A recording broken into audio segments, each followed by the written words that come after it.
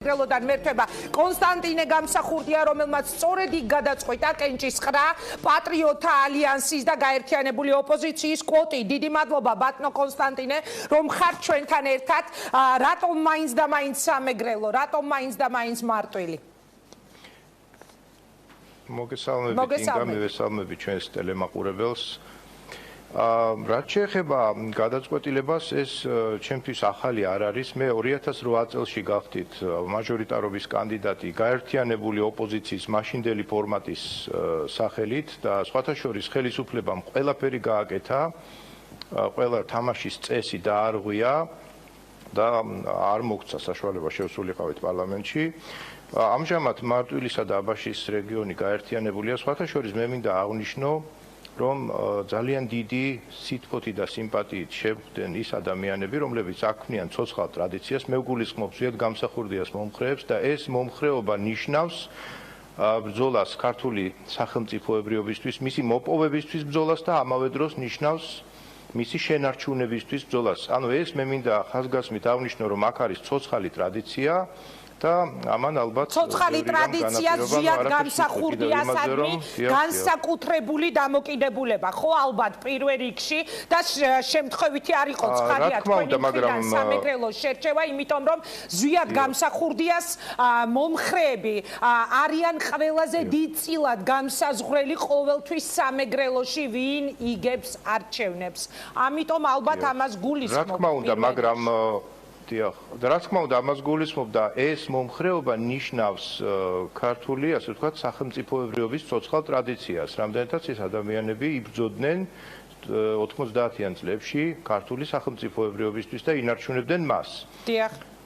ამავე დროს მე ახლა არ გავაგრძელებ იმაზე საუბარს, რომ უფრო შეურეული ფესვებითაც ვარ დაკავშირებული აბაშასთან. ანუ იქ არის დიდი კონსტანტინე გამსახურდიას მწერლის სახლ-მუზეუმი და სხვათა შორის ვაპირებ იქაც გარკვეული ლექციების ციკლის წაკითხვას ამ საარჩევნო კამპანიის ფარგლებში, რომელიც შეეხება მწერლის შემოქმედებასა და მოღვაწეობას. ბატონო კონსტანტინე, თქვენ როგორ ფიქრობთ? თქვენ ხმას მოგცემენ როგორც ზვიად გამსახურდიას ვაჟიშვილს, როგორც კონსტანტინე გამსახურდიას შვილიშვილს, თუ როგორც პოლიტიკოსს, რომელსაც მხარს უჭერს პატრიოტთა ალიანსი და ის კოალიცია, რომელიც მათ გარშემო შეიქმნა. იქნებ პირდაპირ მიპასუხოთ ამ შეკითხვაზე. პირდაპირ რომ გიპასუხოთ, გეტყვით, რომ ყველაფერი ეს ერთობლიობაში მომქმედი ფაქტორებია. რა თქმა უნდა, ამას აუცილებლად ერთვის ჩემი პიროვნებიდან და ჩემი ასე ვთქვათ პოლიტიკური მიღწევებიდან გამომდინარე ფაქტორები. მე სხვათა შორის, როდესაც მაშინ შევედი პარლამენტში, ჩემი ასე ვთქვათ ძირითადი დაპირება შევასრულე და დავდე ის დასკვნა, რომელიც დღესაც გამკლევია, რაც შეეხება ზვიად გამსახურდიას გარდაცვალების გარემოებების შესწავლას. მე მინდა კიდევ ერთი რამ აღვნიშნო, მარტვილის რაიონი არის რაღაცნაირად ისეთი ანკლავი, რომელიც რჩება განზე, ანუ ის არ არის უშუალოდ ტრასაზე და ყურადღების მიღმა დარჩა. პოლიტიკოსები მოდიან, ისინი საუბრობენ მაგალითად უნიკალურ ტურისტულ ინფრასტრუქტურაზე და არავინ რეალურად არაფერს არ აკეთებს შემდგომში. მე აქ გულისხმობ თუნდაც იმ მარტვილის კანიონს, თუნდაც გულისხმობ ლებარდეს, კურორტ-ლებარდეს, სადაც შესაძლებელია შვეიცარიული კურორტის დავოსის მსგავსი ბატონო, ძალიან სერიოზული ეს ჩვენი სიმდიდრეა ქვეყნის. გეთანხმებით, ბატონო კონსტანტინე, ერთი კითხვა მინდა დაგისვათ, სანამ აი ჩვენ ვისაუბრებთ კონკრეტულად აი ამ კონკრეტულ ადგილზე არსებულ პრობლემებზე. ყოველთვის მიხეილ სააკაშვილი სამეგრელოს იგებდა, ეს ცნობილი ფაქტია, იმიტომ რომ მას მხარს უჭერდნენ ზვიად გამსახურდიას მომხრეები. ზვიად გამსახურდიას მომხრეები იყო ნაწილი არ მინდა რომ შევასწორო, ერთი ნაწილი.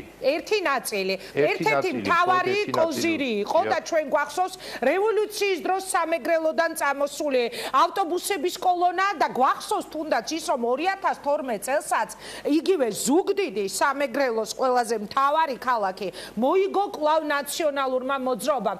თქვენ როგორ ფიქრობთ დღეს, ვინ მოიგებს სამეგრელოს? მოიგებთ თქვენ, ანუ პატრიოტთა ალიანსი და თქვენ პირადად მოიგებს ოცნება, მოიგებენ თავისუფალი დემოკრატები თუ მოიგებს ნაციონალური მოძრაობა, რომელიც სანდრას გამოყვანას აპირებს წინა საარჩევნო კამპანიაში, როგორც ჩვენ ვიცით. მე ვფიქრობ, რომ ორპარტიულობის ეპოქა დასასრულს უახლოვდება და გალაქტიონის ლექსის პერიფრას თუ გავაკეთებ ამ კონტექსტში, ეს ასე ჟღერს მესამე ძალა სულს ისე მოსწურდა, ვით დაჭრილ ირმების გუნდს წყარო ანკარა. მე ვფიქრობ, რომ უნდა დასრულდეს ის მდგომარეობა, როდესაც ქართული ოცნება თვითონ ირჩევს ოპოზიციას და თავს კომფორტულად გრძნობს ერთადერთი ოპოზიციის ასე ვთქვათ წინაშე დარჩენილი და სხვათა შორის კიდევ ერთი რამ მინდა უკმაყოფილებით აღნიშნო, რომ მათ არავითარი კანონები არ შეუცვლიათ, მათ დატოვეს იგივე კანონები, რაც შეეხება საარჩევნო გარემოს და რაც განსაზღვრავს იმ არასამართლიან საარჩევნო გარემოს, რომელიც დღეს გვაქვს, არაფერი ერთადერთი ისინი აგინებენ მხოლოდ ნაციონალებს და თუ ზოგჯერ სესიების მიმდინარეობისას ან პარლამენტის ფოიეში ცემენ კიდევაც მათ, მაგრამ რეალურად მათ არაფერი არ შეუცვლიათ. ისინი ძალიან კარგად მოერგნენ ამ სიტუაციას და მოირგეს ეს კანონპროექტები. მე ვგულისხმობ ის კანონები, რომლებიც განაპირობებენ უსამართლო საარჩევნო გარემოს. ბატონო კონსტანტინე, მეგრულად ატარებთ საარჩევნო კამპანიას, ეს საინტერესოა ალბათ ძალიან. რატომ გეცინებათ? მეგრულად არ ვატარებთ ცხადია საარჩევნო კამპანიას, თუმცა შესაძლოა ზოგჯერ იყოს ისეთი მომენტი, რომ გამოვიყენო ეს ასე ვთქვათ მეგრული ენა, რომელიც არის ქართველური ენა და ალბათ მე ვიტყოდი ჩვენი სამეთყველო ენის პროტოფორმა. ცოტა ლინგვისტურად რომ ვთქვა. კი ბატონო. ჩვენი ქართული სამეთყველო ენის პროტოფორმა ალბათ. ანუ თქვენ ხარ დარწმუნებული რომ მოიგებთ მარტვილს, რაც შეეხება სამეგრელოს დანარჩენ საარჩევნო ოლქებს, როგორ ფიქრობთ? შემიძლია ერთი სლოგანით გითხრათ მეგრულად, გნებავთ ერთი სლოგანით მოგახსენოთ მეგრულად. გითხარით. მაშინ ასე ვიტყვი, მუდგავორ და სოდგავორ და ანთას კლასიშ ნაკურეფუ დღას ვაგმოჭყორდ მა ჩეკუა მუმაჩქიმის ნაკურეფუ ქართულად ასე იქნება, ვინც არ უნდა ვიყო, რაც არ უნდა ვიყო 1000 კლას გამოვლილი, დღეს მე არ უნდა დავივიწყო ის თეთრი ქვა, რომელზეც მამაჩემა ფეხი დადგა. წარმატება მინდა გისურვოთ, ძალიან საინტერესო იყო ეს დასასრული ჩვენი საუბრის, ალბათ არაერთხელ ჩვენ შევხვდებით პირდაპირ ეთერში, იმიტომ რომ სამეგრელო იქნება განსაკუთრებული ყურადღების ქვეშ, დიდი პოლიგონი იქნება მოკლედ საარჩევნო. წარმატებას გისურვებთ ბატონო კონსტანტინე, აი ასე მეგრულად და გარითმულად ვასრულებთ კონსტანტინე გამსახურდიასთან საუბარს, რომელიც მარტვილიდან გვერდებოდა პირდაპირ ეთერში.